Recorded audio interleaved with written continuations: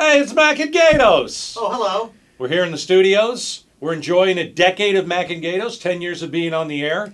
And like 10 years ago, we talked to Pat McMahon, hey, if we ever, get to the 10-year mark, you can come in and interview us. Yeah, by that time, I'd been here 23 years. He remembered it. I'd been here 23 years already by that time, and you were the young whelps coming in. And management said, what do you think the chances are that these two guys are going to be around for 10 years? I giggled helplessly for 14 minutes. They came in with a resuscitator squad, and look what happened. Here you are. You actually made it 10 years, and enormously successful. Yeah. This is #1 talk show in this part of the country. #1. Yeah, we've been #1 for 10 years. The Western United States. I just said so. Okay, do I get to start with questions? Yes, I would love to be questions. Because otherwise please. The introduction is going to be far longer than the body of the program. All right. Okay, Mac, these are all questions I want to know. Hopefully at least a segment of the audience wants to know. Okay. Mac. Yes. I am helplessly afraid of what? Hopelessly What afraid terrifies you? of Anything? Drowning. Oh, and you're a swimmer. And I swim. But I will not swim in a body of water I cannot see at least 3 feet in front of me or 3 feet down. So the tub is pretty much it for you. Yeah, the tub and a shallow pool. Okay, Yeah. Gaydos. Yeah. I am helplessly afraid of. What terrorizes you? Failing. Oh, well, that's been a real Oh, problem of for course, you yeah, over okay. the years. I want to do my answer over. No, well, he doesn't have any experience with drowning, but you have all of that experience. Excuse me. It's true. I'm terribly sorry. No, we should. That's horrible. We should move on, but kind of funny, huh? Okay. You Well, believe in UFOs? he got fired 7 times. That's failing, right? Mac, excuse me, Mac. Sorry.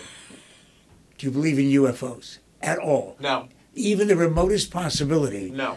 that some kind of vehicle, alien-driven, No. has met us? No, I prefer the Albert Einstein space-time continuum theory. You can't travel light years and leave everybody else, 1,000 years behind you. I just don't believe that. And Gaydos, would you explain the Einstein space-time continuum theory? I would love to. You have a bowl, and you put the fruit in the bowl, and then you take it out, and then there are the planets. Yeah. Listen. And then there's gravity. Me. Right. And then there's a moon. This is and one then of the a reasons. Spaceship Will Smith passes Gaydos, through you are it. one of the reasons why the aliens have not landed.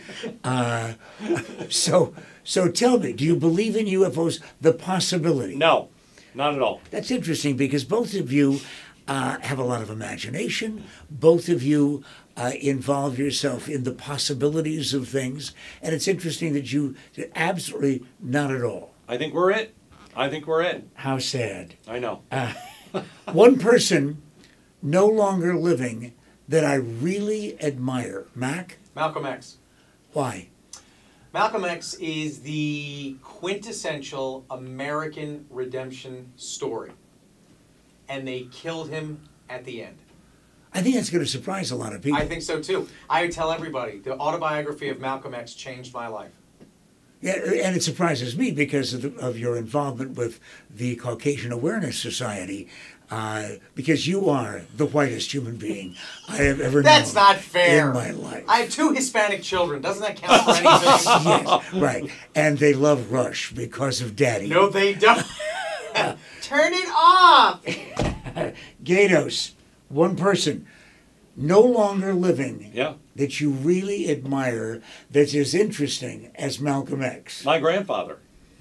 Oh. I mean, maybe not as well known as Malcolm X. Maybe the Gaydos grandfather, possibly not as well known as Malcolm X. Very respected man. Doing what? He's a doctor.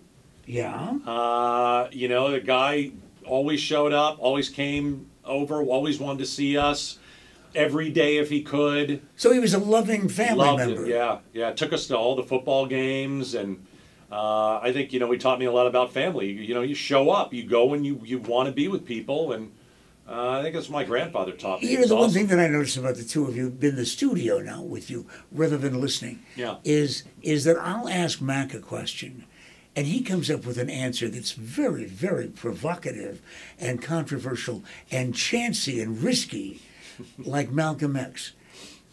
How the hell do you go wrong with my grandfather? You don't. Who cared for all of us and gave up everything because he loved us.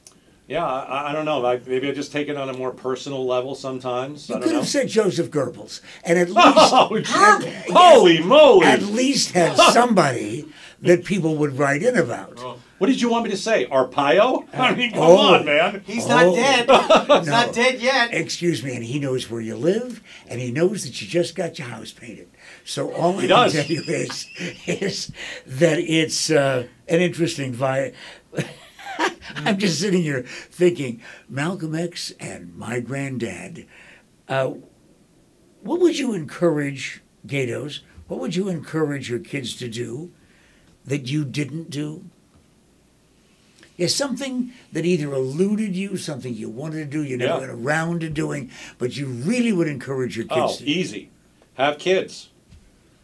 I want them to have kids. I want to be kind of like my grandfather. I want them to have kids. We've covered the grandfather thing pretty well. I didn't feel that I needed to have my own biological kids, but I have 2 kids, and I don't call them my stepkids. There are children, and they're in their 20s, but I would like them to have their own children so I can spoil them rotten and then send them home when I'm tired of them. And did you decide not to have biological children because of what it would do to genetics? Yes, probably. Mac, what would you encourage your kids now? How long have you had these children? A couple of years, right? No. Not even a couple of years? No, it was a year in April, and we adopted them a year in September. Wow. And what a great story. But what would you encourage them to do that you never got around to doing yourself? Don't care what other people think. Take chances early and often, and don't care what others think. Was that not true of you?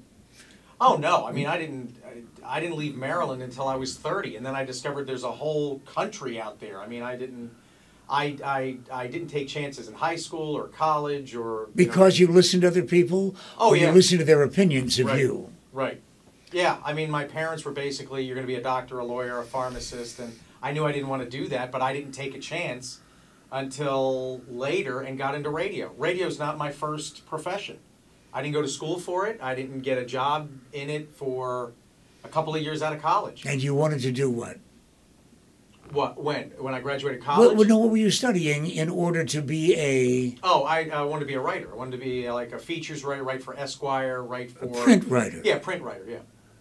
And then I became an editor. I became an editor at a toy, train, and model car publication. Do you miss not being able to write because you're so busy doing this? No. Because I write up here, I just don't put it on paper anymore. It's constantly up here. With the exception of the last several minutes of your life, the thing you found most boring in your life, Mac, what is it that happens at any time in your life or has happened that is really stultifyingly boring? That I continue to do, or just that I found just boring? The most boring thing you could ever imagine, even if you haven't done it. Any math class. Just don't get it, don't understand it, can't deal with it, hated it. But it's interesting that it took you a while.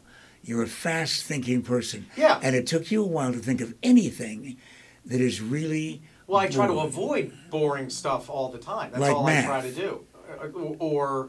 Or anything that, my God, I sided a barn with my father. I mean, that was boring, but, I had to do it. I mean, I've had a lot of crap jobs that were boring, but you had to do them. But if you told me, hey, let's go take a math class, no.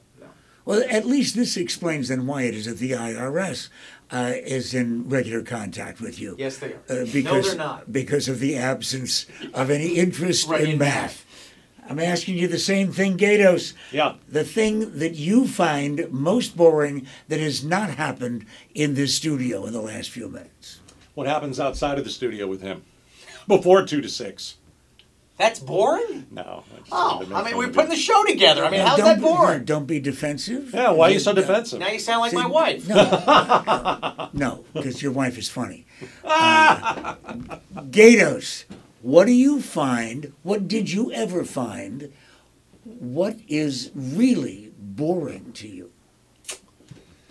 You know, I don't know, man. I don't like to deal with the things that are boring. I just move on to the next thing. You know, when I wake up every day, I'm never bored with this job. I always want to know what's going to happen. But is there anything in your life that you did that was boring? Was there a job earlier in your life? No, I mean, like you go through the process of being in radio. You know, a lot of times you don't start on the air, so.